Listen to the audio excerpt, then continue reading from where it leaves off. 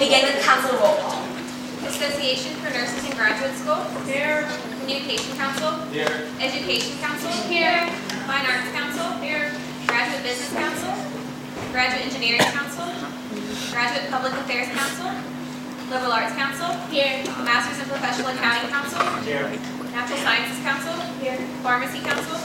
Social Work Council. Here. Student Association for the School of Information. Student Bar Association. Student Engineering Council. Here. Undergraduate Architecture Student Council. Here. Undergraduate Business Council. Here. Undergraduate Geological Society. UT Nursing Student Association. Here. Undergraduate Studies Council. Are there any organizational announcements? Yes, Shaki. Liberal Arts is proud to start our Liberal Arts Speaker Series, and the first person we'll be hosting is James Smallwood, the CEO of ConocoPhillips. It's going to be October 24th at 6 p.m., and it is going to be in SSW 2.106, and we would like to encourage all of you guys to come out and not only support him, but support liberal arts. It's a great thing for our university to have such fabulous alumni come and support and talk to us. If you guys are interested in more information, it's going to be all present there on www.utlac.com. Thank you. Thank you, Shakshi. Are there any other organizational announcements? All right, seeing none, we're going to move on to the special report, which there isn't one this evening, so we make it out pretty quickly. So moving on from that, regular guest. Is Mandy Gonzalez here from the Graduate Student Assembly? I do not see Mandy. I think he's doing risk management right now. Is Matthew Butler, or there another representative from student government here this evening? All right, so moving on, we're going to move right on to unfinished business. Y'all make it out really early tonight. And really quickly, shout out to Comm Council in the back. I'm so excited to be here. And there'll be a time for y'all to shine soon. But we're going to move on to unfinished business. SR 1103, with the authors, please come forward. Do they have any updates for their presentation? Is Andrew Clark or Michelle Moon or any other at-larges from Academic Integrity Committee present? Okay, so I'm assuming that there are no changes to SR 1103, so I'm going to open the floor to discussion and debate. Is there any discussion or debate from councils on SR 1103? Yes? Is there a cost associated with the printing the iron code? I'm sure there'll be a cost eventually, but because they're two-sided, and it's color on both sides, or it's color on one side currently and black and white on the other, because it's already two-sided, I don't imagine that it will be a significant increase in cost. We are meeting with the people that are in charge of this in ITS in the next week or so, so there could be an associated cost that we're not aware of currently, but it shouldn't be a problem because it's already two-sided. And here's Andrew Clark. Do you have any other questions for the author of SR 1103? All right. Is there a motion to extend discussion and debate? No. Are you ready for the question? All right. The question is on the approval of SR 1103. All those in favor of voting in favor of SR 1103, please say aye. Aye. All those opposed? All right. SR 1103 passes. Moving on to SR 1104 in support of integrated research and inquiry-based courses into an undergraduate certificate program. Would the authors like to come forward? You'll have 10 minutes to present any changes that you have on SR 1104. The only addition we made was a footnote at the bottom when we spoke about the 4 public research universities that currently have a research program. And so those are just now listed on the footnote. Yes. And that's where a statement that starts at line 70, and then it's footnote 8. So we just listed 4 schools. That's the only change we made. Any other questions? We'll now open the floor to discussion and debate. Does anyone have any commentary on SR 1104? Or questions? Deep burning thoughts that your council said? Anything at all? All right. Seeing no questions or no discussion and debate, are you ready for the question? The question is on the approval of SR 1104. All those in favor of SR 1104, please say aye. Aye. All those opposed? All right. SR 1104 passes.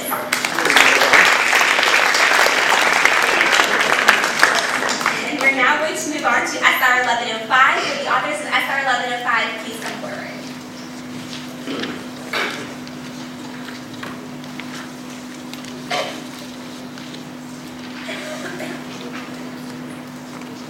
We haven't made any changes since last week. All right, so we'll now open the floor to discussion and debate. Is there any discussion or debate over SR 1105, or 5? Yes, Shashi. Okay, Liberal Arts is really excited about this. It seems like a fabulous idea. What are the next steps you guys are going to take to see this integrated? Do you have any questions move forward with this? Yeah, so right now the Office of the Registrar has a committee on revamping their technology systems, and they have a subcommittee that is working on just policy for the degree audit. They've proposed their recommendations, which is what this is based off of. So next, that's going to go to the operational committee, and they're going to look at the feasibility of each one, and then that's going to come back to the main committee group, and then from there, they're going to start putting it into the budget and actually have an implementation plan. So there's already a framework within the administration to move this forward. And when can we see this? There's a prototype, I know, for parts of the degree audit tool, and so they're doing feasibility testing and things like that on that right now. So it could be maybe next fall at the earliest, probably later than that. It depends on the operation. I've heard next fall, but I know they are rushing it as much as they can with the MyEDU conversation moving full steam ahead. I'm supposed to be able to see the prototype in next week, so if he'll allow me to screenshot it or send y'all pictures or something, I'd be happy to pass that on so you can kind of get a feel of what it looks like and how it is. Does anyone have any other questions on SR 1105? Any points raised by councils? Any thoughts?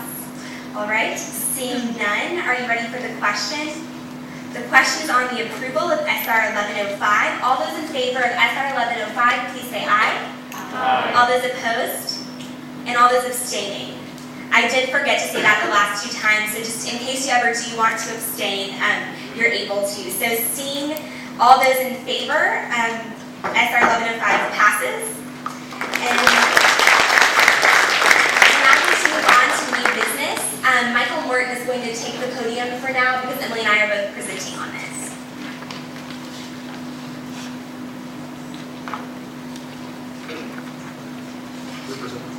SR 1106 is in support of increased transparency and student involvement in learning outcomes. So kind of to give you a brief introduction, there is a plan kind of moving forward for this, so we'll get more into details on the follow-up of this. But the purpose of this for now is for you to take this to your councils to see how they feel about this in general, kind of a philosophical approach, as well as kind of what they're thinking in terms of if this really is valuable for students. So kind of to give you a preface, that is what we're going after here, but Emily is going to begin by defining learning outcomes. So each degree on campus has a set of learning outcomes that are defined right now through the faculty members in each degree program. Basically what learning outcomes are goals that drive degree curriculum. So in each degree you're going to have a set of these outlining principles and that determines what the curriculum deals with and kind of a metric for both student success, and it's also a metric on another end for the accreditation process. So they'll use these as kind of tools when they're going out and working with the SAT, Southern Association of Colleges and Schools, which is our accreditation process.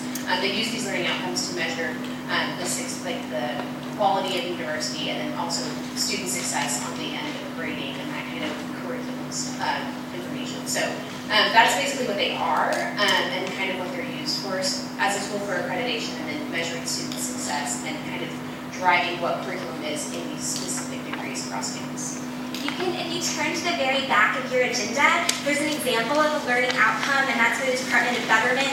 Do try to keep that in this room because I'm not really sure if I was supposed to share it with you or not, but I did want to give you an example of what this is. So try not to forward that widely or anything.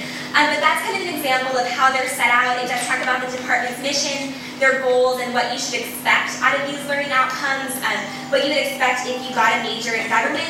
The bottom part is more the assessment piece of this, and this is not necessarily something that Senate actively wants published or anything like that. And when we explain what we're trying to do, you'll understand why that's important. So if you can move on to the next slide, Senate's recommendations. Basically, we noticed that these learning outcomes are nowhere on any website unless a department decides to do it sporadically, put their mission somewhere, but you as a student have no way of seeing anywhere in your major what is expected of you, and that's kind of a two-part thing. One, what's expected of you in your degree plan in terms of like how you get an A, how you be successful. The other half of that is from the front end. Students coming into the university have no clue what to expect out of a major. You may set out to be a government major and you expect to have strong statistical background and you're ready for a research institution coming out of it, but that's not necessarily, as you can see, what the government major is supposed to prepare you for. So it has a two-part focus, a two-part role. One is students in the front end being able to better select a major and being able to decide kind of what the right major is for them based on those learning outcomes. And then the other half of it is when you're a student, being able to know what the department's expectations are for you. It does mention in the legislation that you can see this in a course syllabus. You see that on a course-by-course basis, but you never get a good feel of what the entire department wants for you. And the second thing that Senate recommends, so the first is publishing these on the department website and then on one centralized website, a location for students to go to as they're entering the university. Our second recommendation is that we'd like to see students have an active role in determining what those learning outcomes are. And this is so that curriculum can remain relevant to students, and also so students are partners in higher education. And that term is kind of thrown around loosely a lot, but as you know, curriculum is the one thing in the university that you are subjected to by your faculty member, you have to sit through. So it's very valuable for students to have an active role in that process of determining learning outcomes and determining what it is in a government degree that they want to see, or what it is in their degree that they want to see. So the second thing we would call for is student involvement in this process.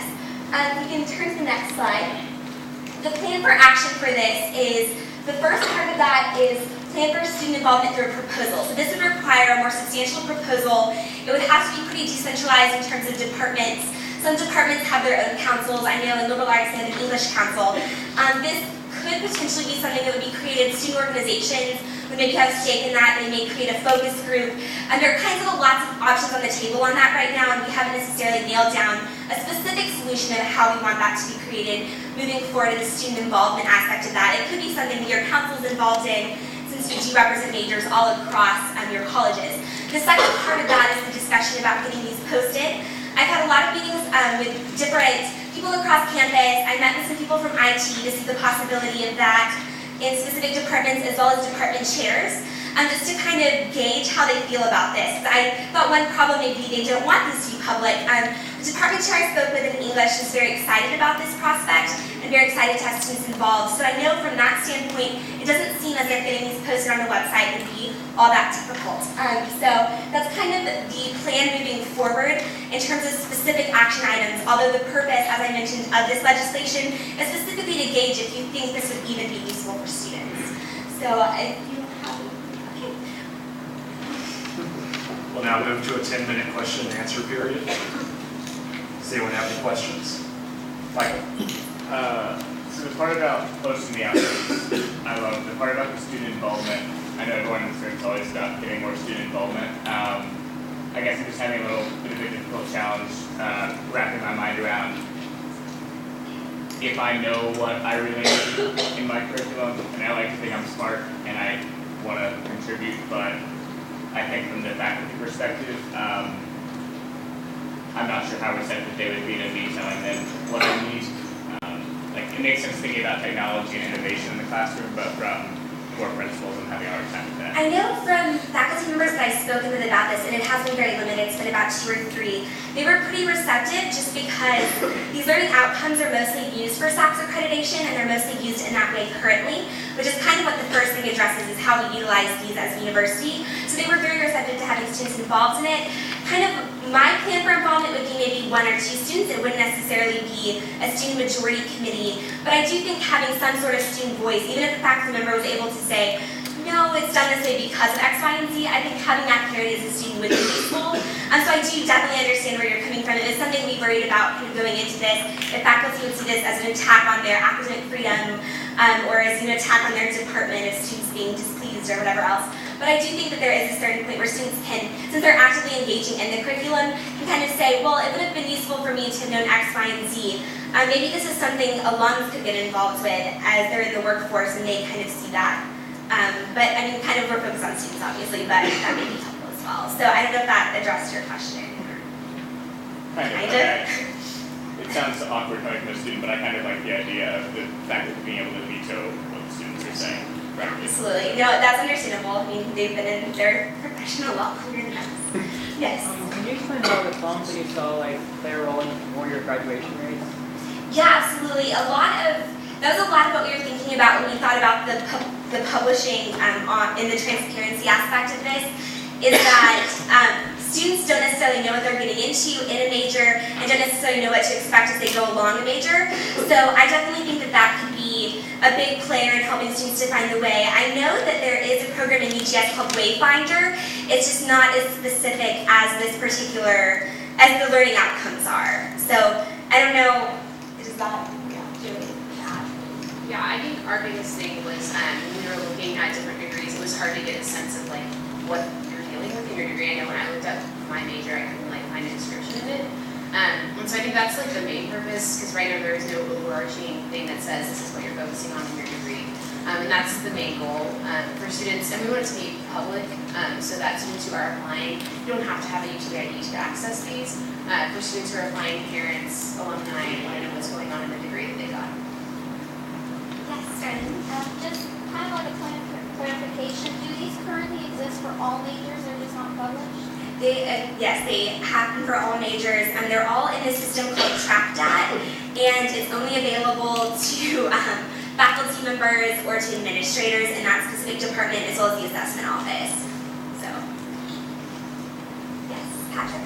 You mentioned that it's currently in the legislation that it's currently being offered at the University of Wisconsin, and how is that currently being implemented now? I don't know if you guys plan to follow that model. Like, how is it currently being offered? They have, it varies campus by campus. Some have it on their department's website. I think Wisconsin's is, you go to the astronomy department page and they have all of these listed. For some of the others, they have them in one centralized database, so I could technically go in and kind of check, oh, I'm going to be an astronomy major at Wisconsin, and it pops up with all the learning outcomes. They do not, that we know of, have student involvement in the process. They could, that would just be something we have to call their leadership about and figure out. So, yes. How would you expect to get the right type of student involvement? Well, obviously, to actually understand what you need to get out of it, you have to at least go through and start taking those classes. So for me, being a finance major, I'm not going to get to those classes until junior year. So would you restrict it to a certain age group, certain classification? I think it would depend based on the major, and it would technically be up to the department to kind of decide which type of student that they're looking for. For you, it would be a junior or a senior. For someone in another major, it may be someone younger, dependent. You mentioned how these are used as metrics in accordance with the guidelines set forth for accreditation by SACS. So I'm curious as to how student input would work for those schools and colleges that have other external accreditation bodies. I know our goal is not necessarily for this to ever even really link into accreditation. The only way that it does is that the learning outcomes are also used for that. I personally find it inappropriate for us to put the way that they assess things and what the outcome is of that and what their plan of action is to publish that part of it, just because I think that we as students don't really need to know kind of how accreditation, we need to know how it works, but we don't need to know how our department's doing, if that makes sense. So it wouldn't necessarily play that big of a role in accreditation. Yes. So just so I understand, right now this information is only allowed to be seen by faculty and staff? I went into her office and asked about it, so I assumed that maybe if you went into Linda Dickens' office and said, Dr. Dickens, I'm interested in seeing my degree plan or seeing my learning outcomes, she would show you. So I don't know that it's necessarily confidential, but it's not accessible anywhere on the website unless an individual department has their mission, and it's usually only their mission, not their learning outcomes. Do you know why it's not published? Like, is there any reason that it's not, or no one's about it? Yeah, so I know a lot of faculty members didn't necessarily take the learning outcomes as seriously as the university would have liked. They mostly utilize them just to get through SACS accreditation, and I know that's a culture that they're trying to change now. So it's kind of half and half in terms of departments that utilize these every day, day to day, and some that just use it for accreditation. So I think that's probably part of the reason. Sorry.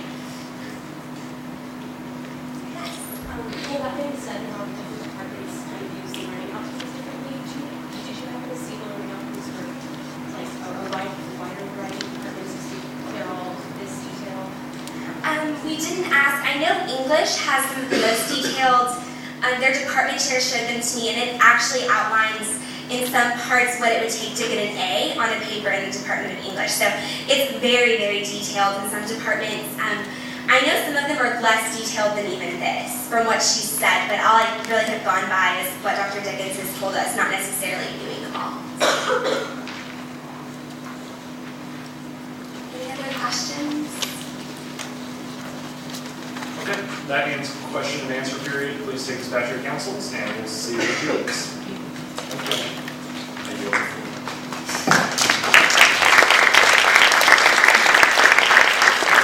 All right, we're going to move on to agency reports. Are there any agencies here this evening? All right, seeing none, we're going to move on to the council spotlight section. I apologize, I made an error. Natural Sciences Council should be bullet point C under that. I'm sorry, Huda, but we're going to yield the floor now to Communications Council President Patrick White. And once again, welcome, commies.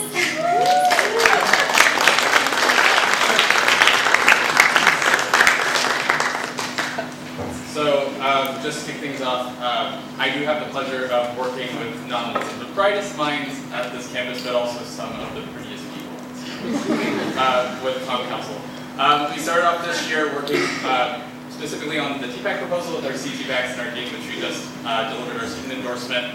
And this coming Tuesday, we're releasing our annual college and communications survey that goes out to every student in the college via the deans and the advisors, just to gauge the status of the college, the status of the departments, and where we're at and how we can improve.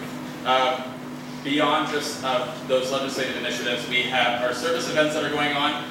This weekend, actually tomorrow, we'll be leaving to go to a lake to perform lake cleanup, which is our biannual service event that we do, where we all go camping. And as well, this Sunday, even if you'd like to go, you can still register, is AIDS Walk Austin, so I highly encourage you guys to go. Also, just some general Comm Council initiatives we have going on. We have the Satellite, which is the first ever college communication newsletter that will be going out each semester via email. So, and then hopefully the deans are hoping that it turns into an email newsletter that goes out to all students. We're also working in coordination with the International Studies Office and our International Studies Coordinator from our college to revamp International Week with a specific focus on college and communication offerings, just to give students a bigger focus on an international education. We also, from College and Communication Week, if you remember last spring, we had the College and Communication Buddy Day, which is where we brought in students from the Texas School for the Deaf to have a fun, fair carnival at the College of Communication. That's expanded this year, and we're bringing it back for the fall. And we have over 30 attendees, I think close to 40 children coming on a Friday in November. So it's going to be actually really, really exciting. We also have Family Weekend coming up, where we have Articulate, which is a student showcase of artwork at the college. So it's always a really big turnout for that. And beyond that, we do just like to have fun. We just wrapped up LaCall Week, which stands for Big Little Commie Appreciation Week. So everybody in the back is a commie. I'm a commie, not political party affiliation. And so basically you have a big and little, and you pair them together, and it's just a week full of really, really great love. And we are winning in spirit right now in the Volleyball B-League. Despite our score of 24-4, we definitely were the best dressed. So that's all that's going on in the world of Comm Council. So thanks.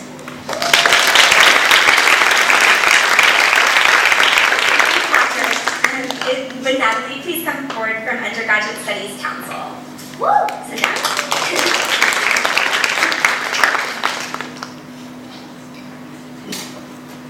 Okay, so this year at Undergraduate Studies Council, we've been working on 3 main initiatives, and that's improving our recruitment and retention strategies, and we've really attempted to improve those by attending a lot of the summer orientation sessions and really getting our name out there as soon as possible to increase our awareness among the new students here, because our attendance is mainly made up of first and second year students.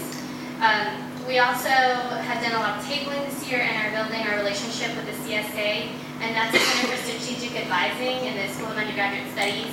Our students have to meet with them about 2 times each semester, so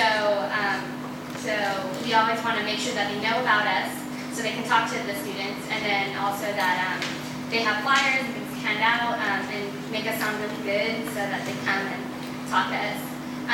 Our second goal was to provide more opportunities for leadership development among our members. And we've done that by establishing new committees in our council.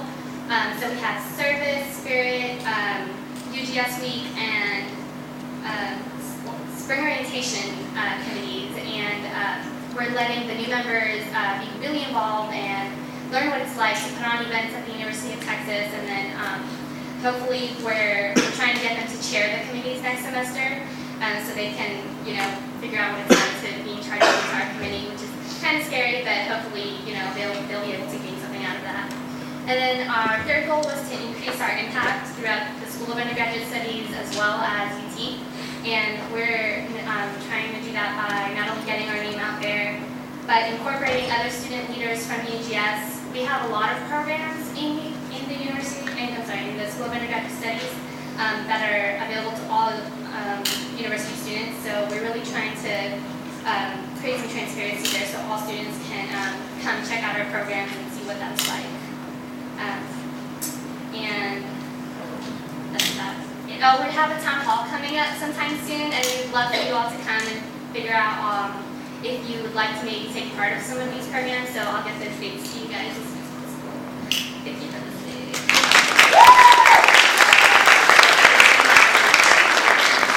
And now Huda from Natural Sciences Council. Huda.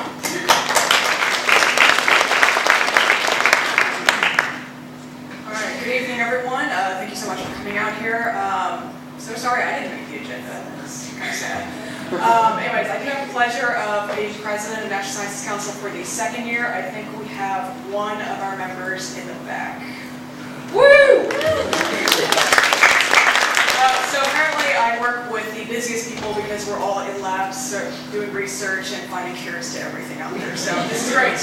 Yes. All right, so Natural Sciences Council, we just wrapped up Natural Sciences Week at the end of September, our week-long celebration of the college. It was fantastic. I do want to thank all of you who took the time to come out to our events. I hope you had fun and enjoyed them.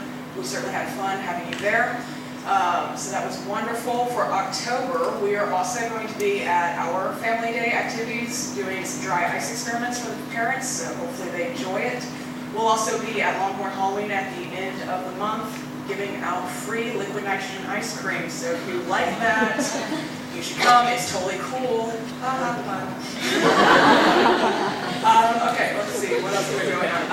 At the end of the month, we are also hosting our first ever new student faculty luncheon, where we're going to invite the newly hired professors within the last couple of years to the college and welcome them from sort of the students' perspective and just encourage them to always be working with students and that Natural Sciences Council exists, and welcome them to our incredibly large family, as we are now officially the largest college on campus. Yes. At the beginning of November, at the beginning of November, we are also having our semesterly town hall meeting, which we're going to have a lot of our deans there to give an update on the college. And so we would love for you guys to come out. There will be more details as we get closer to that period. And lastly, just a quick update on CTVAC news. As with most of you, we've been working with our college administration to put together a proposal for four-year tuition increase plans and all that. And it's been just a wonderful experience just working with our deans, just because really they came to us and they're like, so they said we could possibly do this, and this is what the provost told us, so what do you guys want? What can you guys, what do you guys think would increase the four-year graduation rates?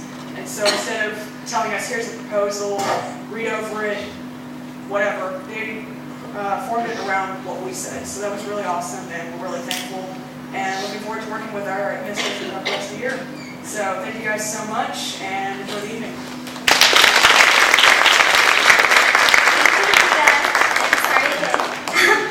Seeing no more council spotlight announcements, are there any council announcements?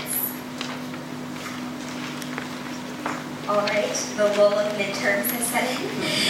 We're going to move right on to executive reports.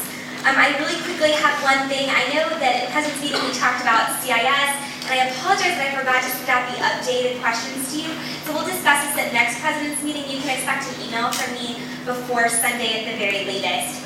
That's all that I had in terms of that. I see that Bargob has appropriations round 2. Bargob. Yeah, hey y'all, just a quick announcement. Wanted to thank all of your financial directors for helping me run appropriations round 2. We interviewed about 30 organizations for another 4 hours, so that's a total of about 10 hours that they've sat through appropriations now. And the only thing that they had was, as a reward, was a small Domino's pizza. So this time around, we allocated about $2,800. We planned on allocating $2,200, but we do have a cushion. So this time around, we've allocated a total of $6,500 from Senate for the fall semester. Just wanted to give you an update, and if you have any further questions, you can find me out. Thanks. Thanks, Bargob. And then I see Francisco has at-large of the week. Hey guys, so this week, it was a tough week to choose at-large of the week, so it's a tie. If I could have Kevin Bating and Alexa Gold please stand.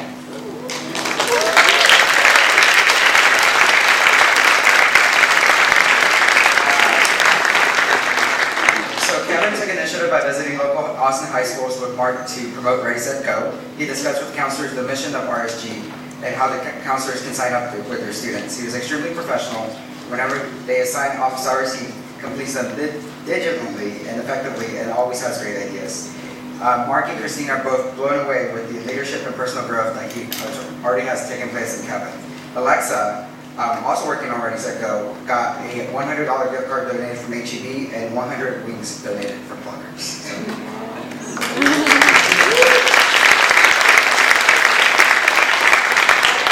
No more executive reports. We're going to move on to committee reports. Ryan Hirsch, and Jamie Zane.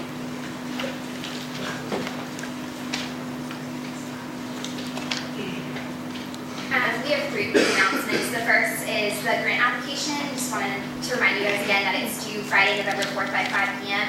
And then October Spotlight on the Undergraduate Research of the Month. We will be taking submissions that went out over the Undergraduate Research listserv as well as the Senate listserv. We're only accepting natural sciences students, so it's more directed at you guys. But look out because every college will have a month dedicated to them. Last Thursday, we met with different research groups on campus, including Undergraduate Research Journal, Launch, Surge, and TIP, and IE from Council. It was really interesting. Everyone shared a lot of input on their perspectives on what they believe should be our mission on this campus in terms of undergraduate research. We're definitely going to reach out more to the councils. And everyone who were present agreed. This is something we're excited about, informing a research student advisory council. And our goal with that is to meet with key administrators who deal with research throughout the year on a monthly or bi-monthly basis to talk about a lot of these issues and really see how we can best coordinate with faculty and administrators in not just setting up and preparing for Research Week and Research Reception in the spring, but just throughout the year, what are some of the things we can collaborate on with the councils and then with different research groups on undergraduate research issues. So that's something we're really excited about. The goal basically is just to increase student representation, especially within the Office of Undergraduate Research. So we're just forging stronger partnerships and allowing everyone to kind of combine resources, exchange ideas, and boundaries from that. So we're really excited. And yeah, of course, we'll look to get councils involved soon. Thank you.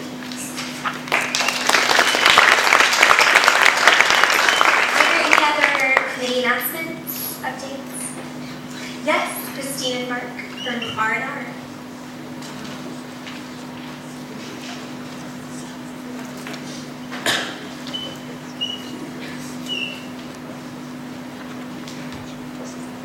Hi guys, I'm Mark Jones. And I'm Christine Thompson. And not this Saturday, but next Saturday is our Ready, Set, Go college readiness program. And we kind of need your help. So we have, the main help that we need from outside of our committee are for family heads, which we have more than enough, so we're excited for that. We need help though from committees and at-larges too. Is we people to help check in, direct parents from the parking area, pass out food, and then a big thing is we want students to mingle with the parents during the breakout session, during lunch specifically.